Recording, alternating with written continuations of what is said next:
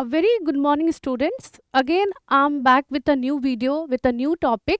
आज हम लोग बात करेंगे एमजेसी पेपर सेमेस्टर 2 का बिजनेस ऑर्गेनाइजेशन और मैनेजमेंट। हम लोग कंटिन्यू इसी टॉपिक के बारे में चैप्टर 1 चैप्टर 2 पढ़ा है और आज हम लोग जानेंगे, बहुत कॉमन सा टॉपिक है but it is a very important topic, principle of management and levels and skills की हम लोग बात करेंगे।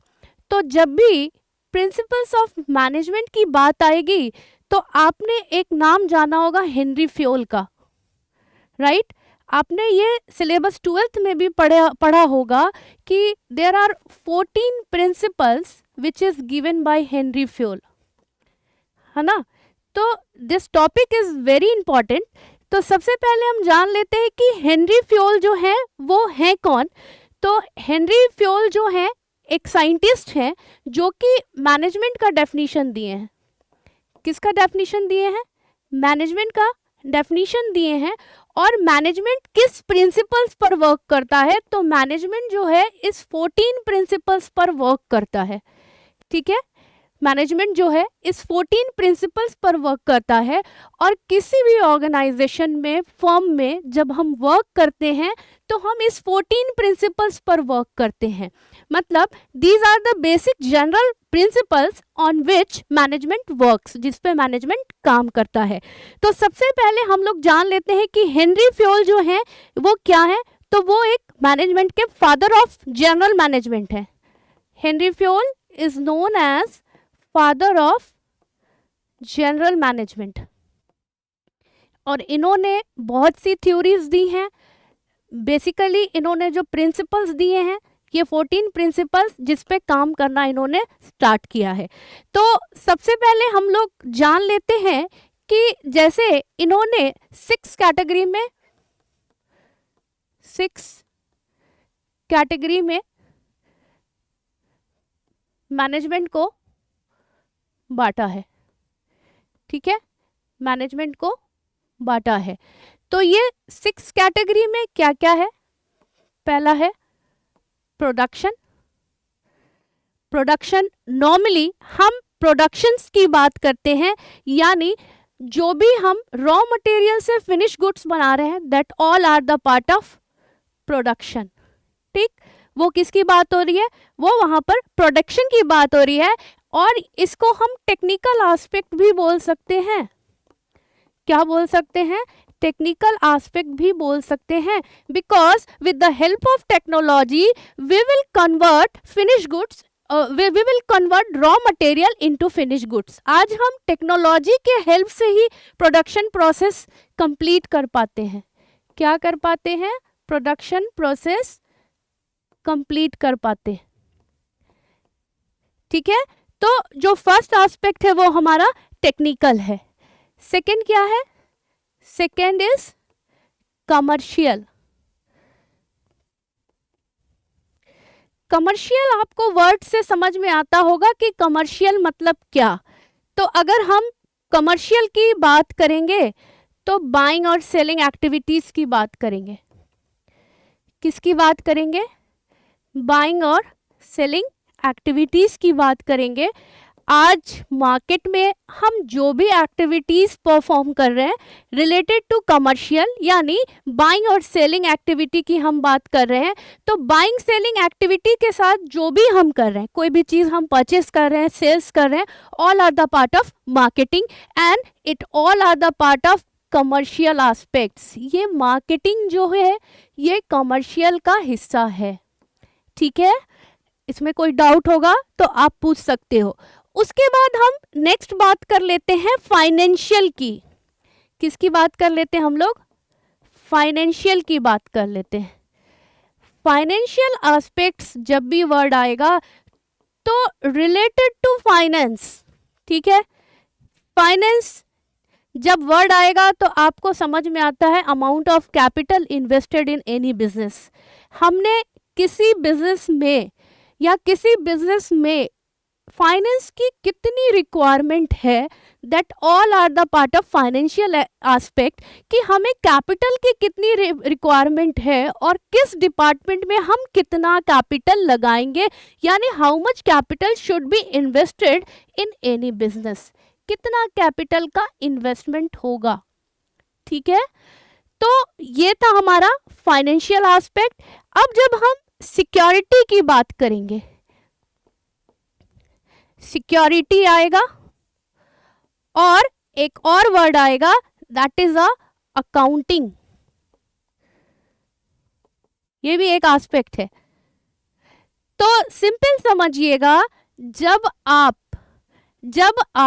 सिक्योरिटी की बात कीजिएगा तो security means safety of people. ठीक है, पीपल बोल लीजिए, पर्सन बोल लीजिए, और किसी ऑर्गेनाइजेशन की बात हो रही है तो हम ऑर्गेनाइजेशन की भी बात करते हैं, प्रोटेक्शन की हम बात करते हैं कि हम अपने एम्प्लॉय को ऑर्गेनाइजेशन के अंदर, अपने एम्प्लॉयज को कैसे हम सेफली वर्क करने के लिए प्रमोट कर सकते हैं, कि मतलब वो सेफली वर्क करे।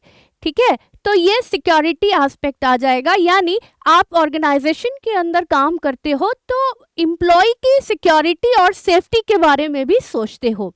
और जब ये अकाउंटिंग वर्ड आएगा तो आपको पता है कि ट्रांजैक्शंस आएगा।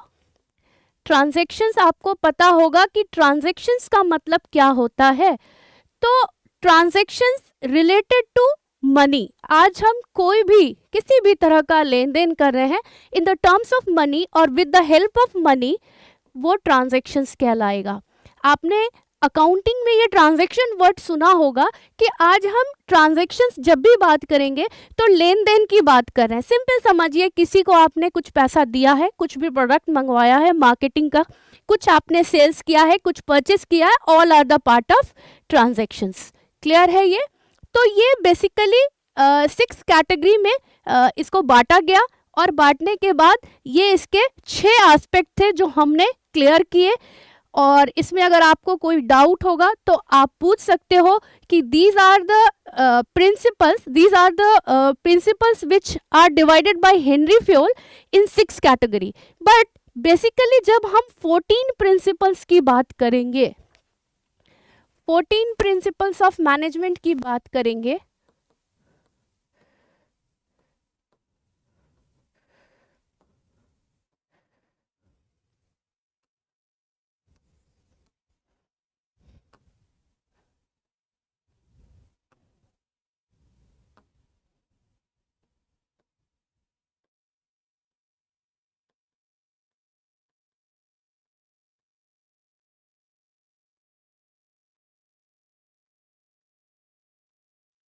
फोर्टीन प्रिंसिपल्स ऑफ मैनेजमेंट की बात करेंगे तो आपको पता है कि सबसे पहले क्या आता है। सबसे पहले जो हम बात करते हैं वो बात करते हैं डिवीजन ऑफ वर्क की।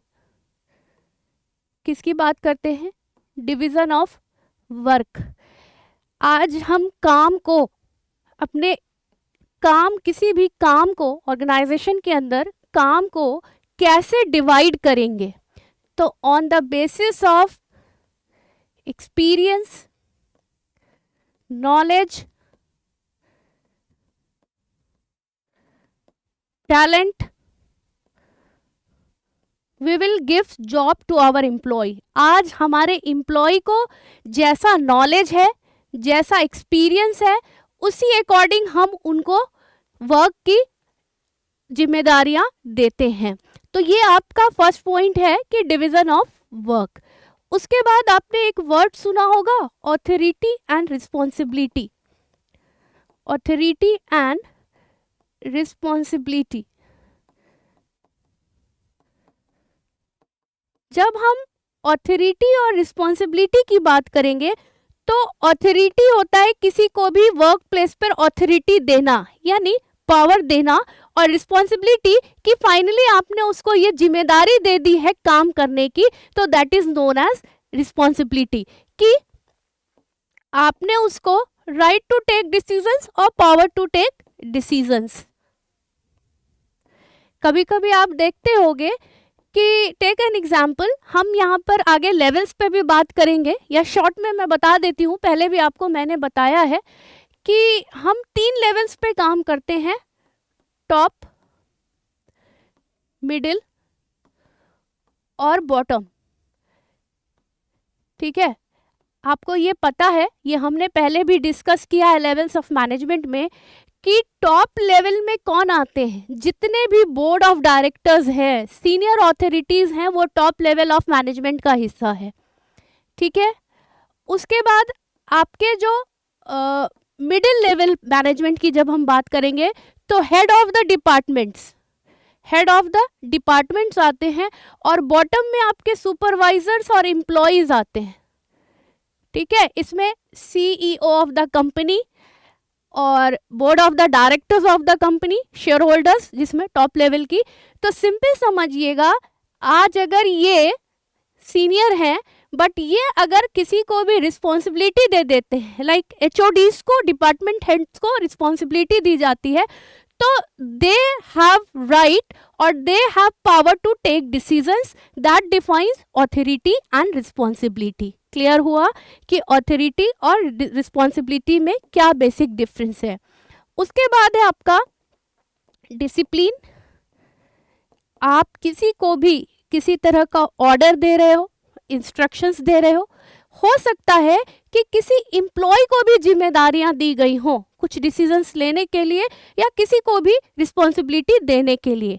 तो जब एम्प्लॉय की बात आएगी तो एम्प्लॉय इससे कैसे रिएक्ट करेगा, क्योंकि ये तो इनके सामने सीनियर्स हैं, तो जो भी उसे बातें रखनी होंगी या उन्हें बताना होगा, एक रेस्पेक्टफुल वे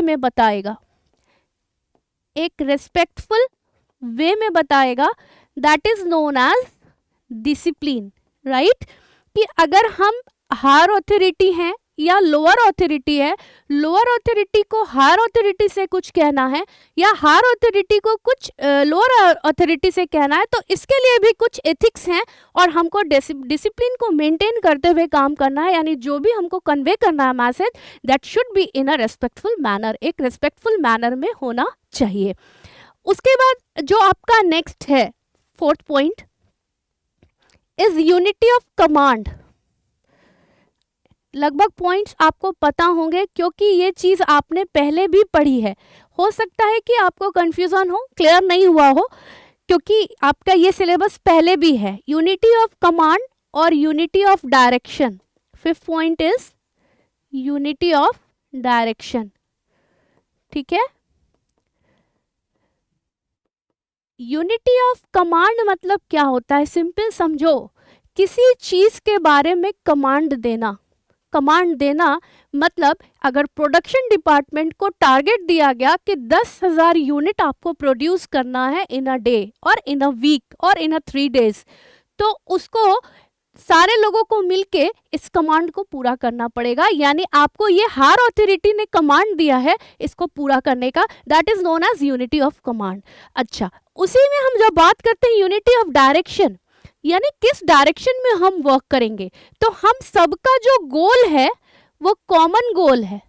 हमारा जो गोल है वो क्या है, कॉमन गोल है। तो जो प्रोडक्शन डिपार्टमेंट के लोग हैं वो सारे लोग जब मिलके आपस में प्रॉपर कोऑर्डिनेशन और कम्युनिकेशन होगा, तभी उनका यूनिटी ऑफ डायरेक्शन भी एकम्प्लिश होगा। यानी जिस भी गोल के लिए वो काम करेंगे, प्रॉपर सेम डायरेक्शन में काम करेंगे, तो उनका गोल अचीव होगा।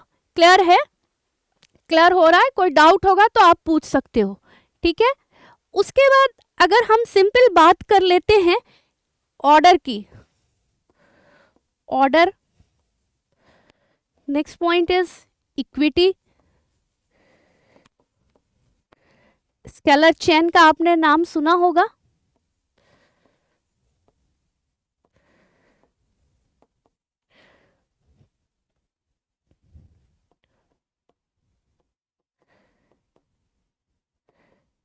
इनिशिएटिव,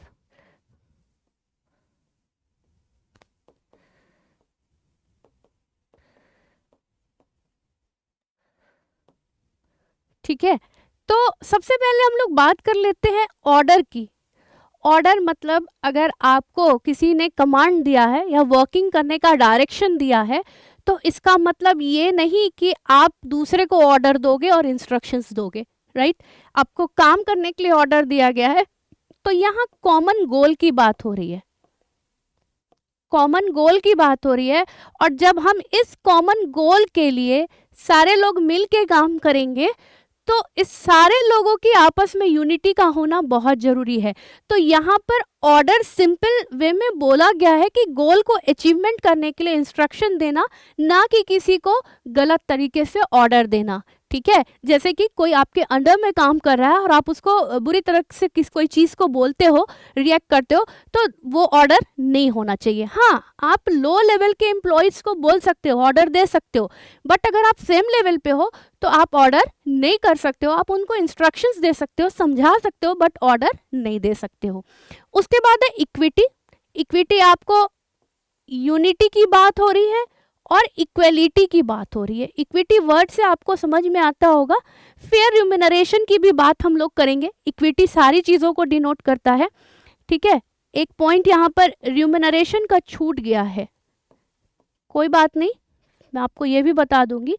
तो जब हम लोग इक्विटी की बात करते हैं तो हमेशा ध्यान रखिएगा कि हम सारे लोगों का कॉमन गोल है और हम कॉमन गोल के लिए वर्क कर रहे हैं, तो we should all together equally work for that. हमको सारे लोगों को इक्वली काम करना पड़ता है, ठीक है। तो इक्विटी कहने का मतलब है इक्वली। और जब रिम्यूनरेशन की बात आती है तो on the basis of skills, experience, company will provide us remuneration. आज हमें जो भी in the form of salary, wages, जो भी हमें मिलता है, अब सैलरी मिलती है, वेजेस मिलता है, तो किस बेस पे मिलता है हमको? हमारे एक्सपीरियंस, नॉलेज और टैलेंट के बेस पे मिलता है, राइट। तो किसी की सैलरी ज़्यादा होती है, किसी की सैलरी कम होती है। क्यों होती है? क्योंकि जिस हिसाब का हमारा जिस फील्ड का नॉलेज होता है, उसी फील्ड के अकॉर्डिंग हमें एक्सपीरियंस, नॉलेज और टैलेंट है। On the basis of that company will provide us salary. अब हम लोग नेक्स्ट बात कर लेते हैं स्केलर चेन की। स्केलर चेन आपने कॉमन वर्ड सा है, सुना भी होगा कि जब हम स्केलर चेन की बात करते हैं तो आप ये जानते हो कि फ्लो ऑफ इंफॉर्मेशन होता है। क्या होता है? फ्लो ऑफ इंफॉर्मेशन होता है। फ्लो ऑफ इंफॉर्मेशन होगा तो हायर से लोअर की तरफ इंफॉर्मेशन फ्लो करेगी।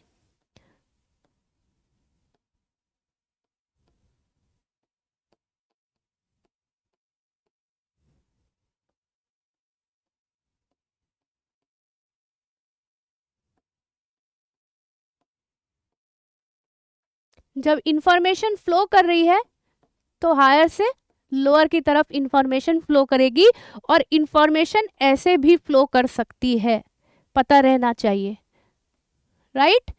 तो स्केलर चेन इसी को डिनोट करता है कि सिंपल समझिएगा कि ये हायर ऑथोरिटी है, ये सीनियर है और इसने इसको इंस्ट्रक्शन दिया, सो इसने इसको इंस्ट्रक्शन दिया और इसने इसको दिया और उसके बाद प्रॉपरली वर्क हो रहा है। तो जो फ्लो ऑफ इंफॉर्मेशन होता है वो हाई टू लो होता है, तो that is known as scalar chain. अब हम लोग स्केलर चेन के बाद स्प्लिट डी क्रॉप्स की बात कर सकते हैं। स्प्लिट डी क्रॉप्स मतलब होता है कि आपस में यूनिटी होनी चाहिए किसी भी काम को पूरा करने के लिए। तो जब आपस में यूनिटी होगी तो हमारे गोल्स जो है वो जल्दी अचीव होंगे। गोल्स और टारगेट्स जो हैं, कंपनी के जो भी टारगेट्स हैं और ऑर्गेनाइजेशन गोल है, वो जल्दी एकम्प्लिश होगा, पूरा होगा। और जब हम जो भी एम्प्लॉय कर रहे हैं, जब वो इफेक्टिवली और इफिशिएंटली वर्क करेंगे तो हमारे गोल टारगेट्स भी अचीव होंगे और हमारा जो कंपनी है वो प्रॉपर प्रॉफिट मोटिव की तरफ बढ़ेगा। तो आज के लिए हम लोग इतना ही रखते हैं। मैंने आपको बताया कि जो भी 14 प्रिंसिपल्स हैं, और बेसिकली जब हेनरी फ्योल की बात हो रही थी तो हेनरी फ्योल ने 14 प्रिंसिपल्स दिए हुए हैं, बट जब जनरली हम बेसिक की बात करेंगे तो उन्होंने क्या बताया था? मैंने आपको बताया कि उन्होंने 6 कैटेगरी में मैनेजमेंट के एस्पेक्ट्स को बताया है, जिसमें कि प्रोडक्शन, टेक्निकल एस्पेक्ट इसको कहा जाता है, फिर फाइनेंशियल है, कमर्शियल है, और अकाउंटिंग और सिक्योरिटी एस्पेक्ट्स है। तो इसके बाद हमने 14 प्रिंसिपल्स पर डिस्कशंस किया था। इस टॉपिक से रिलेटेड आपको कोई भी डाउट है, क्वेरी है, तो you can ask. Thank you and have a nice day.